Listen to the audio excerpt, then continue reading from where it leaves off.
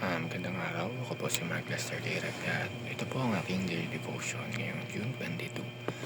Prayer from the Lowest Place, Jonah and the Big Fish, na tinalakay po ni Pastor Russell Campos sa 365 Daily Devotion. Ang Bible verse po yung araw ay galing sa Jonah chapter 2. Ang sabi po ay, Jonah's Prayer. Then Jonah prayed to the Lord, his God, from the belly of the fish, saying, I called out to the Lord out of my distress, and he answered me.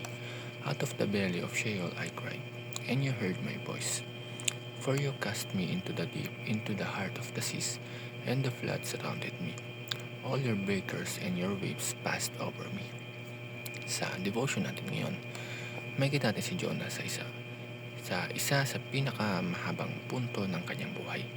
Dahil sa kanyang pagsuway sa utos ng Diyos, siya ay napunta sa gitna ng malakas na bagyo at kalaunan ay nalunod sa dagat. Ngunit hindi daw nagtapos ang kanyang kwento. Nagpadala ang Diyos ng isang malaking isda upang iligtas siya. Habang nasa loob ng tiyan ng malaking isda, doon na nalangin si Jonah sa Panginoon.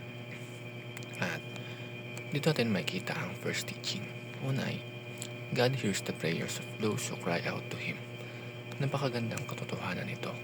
Kahit gano'n tayo kalayo sa Diyos, kapag tayo ay taimtim na tumawag sa Kanya, nakikinig siya. Hindi kailangan ng espesyal na lugar upang marinig tayo ng Diyos. Hindi kailangan ng magarbong panalangin o magagandang salita. Naririnig ng Diyos si Jonah mula sa kailaliman ng dagat at mula sa loob ng malaking isda. Ang pangalawa, no situation is beyond God's saving power. Kung may taong tila wala ng pag-asa, marahil si Jonah iyon. Sino ba naman ang mabubuhay matapos malunod at mapunta sa loob ng tiyan ng isang malaking isda? Ngunit ipinakita ng Diyos na walang imposible sa Kanya. Minsan may mga sitwasyon tayong iniisip na hindi na maayos. May mga problema tayong pakiramdam natin ay sobrang laki para malampasan. Ngunit ang Diyos na nagligtas kay Jonah ay siya ring Diyos na kumikilos sa ating buhay ngayon. Hindi ibig sabihin na laging aalisin agad ng Diyos ang ating problema, ngunit nangangahulugan ito na walang sitwasyon na mas makapangyarihan kaysa sa Kanya. Kapag ang Diyos ang kasama natin, laging may pag-asa. At ang last teaching, affliction can become an opportunity to return to God. Hindi natin gusto ang paghihirap. Walang taong naghahangad ng problema o pagsubok.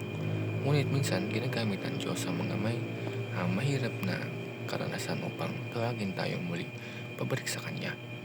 Bago mapunta sa loob ng malaking isda, tumatakbo si Jonah palayo sa Diyos. Ngunit habang nasa gitna siya ng kanyang paghihirap, doon niya muling naalala ang Panginoon at nagsimulang manalangin. Ganito rin sa ating buhay. May mga pagkakataong nagiging abala tayo sa ating sariling mga plano at nakakalimutan natin ang Diyos. Ngunit sa gitna ng pagsubok, mas lalo nating nararamdaman ang ating pangangailangan sa Kanya. Yun lamang po.